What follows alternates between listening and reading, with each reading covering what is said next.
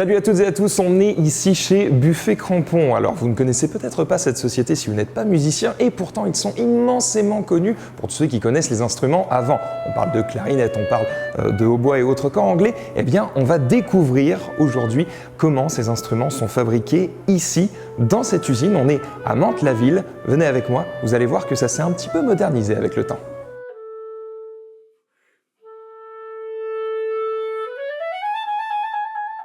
Salut Philippe, comment ça va? Super, La forme? bienvenue. Quel est ton métier chez Buffet Crampon? Qui es-tu? Je suis Philippe Lecomte, je suis directeur artistique pour la maison Buffet Crampon et ça fait 30 ans que je travaille ici, voilà, au service des musiciens, de la musique. Clarinettiste avant? De la musique, je suis clarinettiste, un ancien clarinettiste.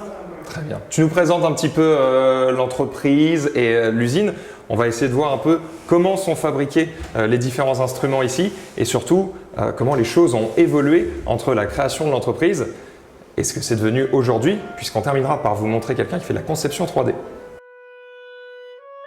Alors parmi les instruments avant, nous les faisons tous, mais ils ne sont pas tous fabriqués ici, puisque Buffet Crampon, le groupe comprend 11 différentes sociétés. D'accord. Qui fait des cuivres, des saxophones, mais ici chez Buffet Crampon à Mantes-la-Ville, principalement des clarinettes, des hautbois et du corps anglais et du basson français.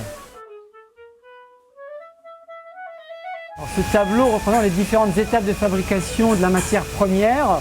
L'ébène qui vient du Mozambique, donc les 4 parties, parce qu'une clarinette est composée de 4 parties, le barillet, le corps du haut pour la main gauche, le corps du bas pour la main droite et le pavillon. Donc après le tableau, on a vu toutes les étapes de fabrication, on va rentrer dans le cœur de l'usine. On voit ici donc 2 machines qui sont très anciennes, qui nous permettent de pointer les trous sur la clarinette. On arrive ici dans un autre secteur qui s'appelle le boulage. À l'origine, on reçoit les corps complètement nus.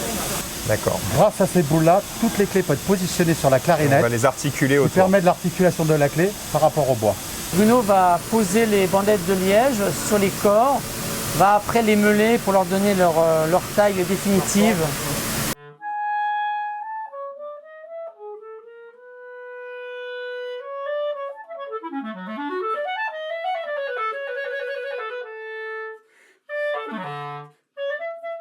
Salut Thierry.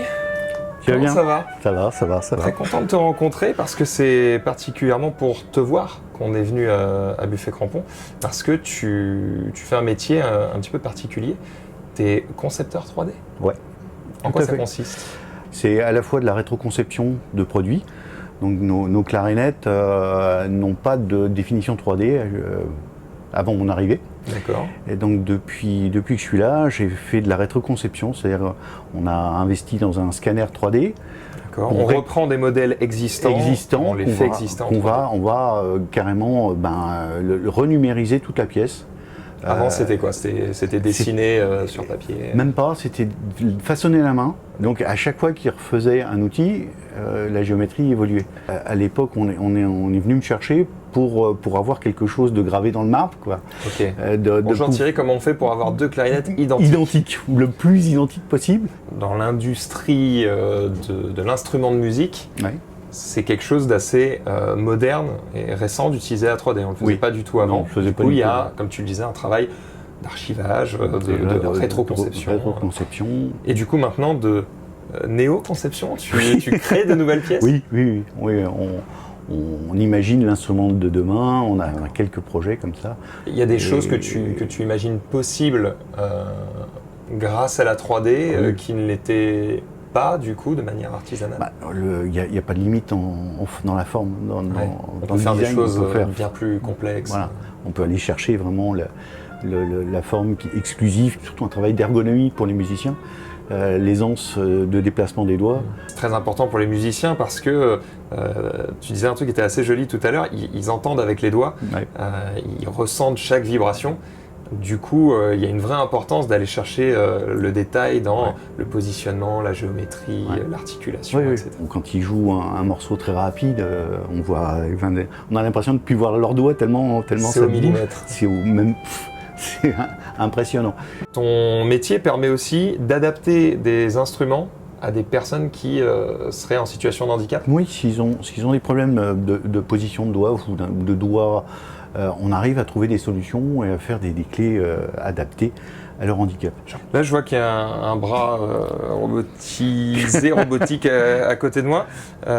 C'est un scanner, c'est ça? C'est un scanner 3D donc, qui D'accord. permet de récupérer les géométries des pièces existantes.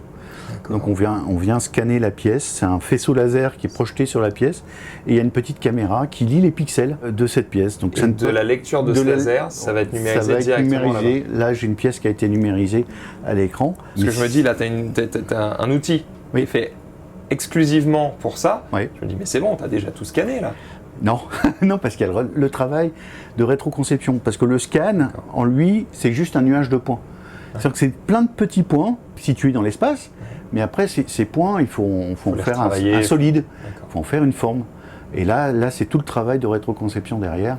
Et où derrière, le fait de numériser tout ça et d'en faire un fichier 3D, c'est ce qui va te permettre de travailler, j'imagine, derrière avec des machines, des robots, pour pouvoir voilà, faire des pièces extrêmement précises. Voilà, l'usiner dans la masse, l'usiner avec une géométrie 5 axes, avec une commande numérique 5 axes par exemple, où on arrive à avoir des pièces vraiment proches de ma numérisation et de pouvoir la répéter à l'infini. Le fait de travailler chez Buffet Crampon depuis toutes ces années t'a donné envie d'apprendre la clarinette, de t'y mettre. Oui, oui. T'en as une? Non, même pas, mais bon. 11 ans, t'en as pas? Non, j'ai un saxo.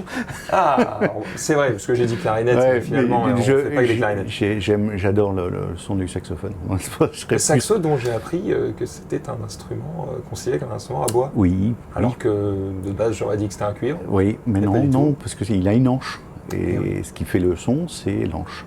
D'accord, Et qui qu'il est- vibre, et derrière le son, elle Voilà, va transformer. c'est la vibration de cette anche qui génère le son. On apprend des trucs. Voilà.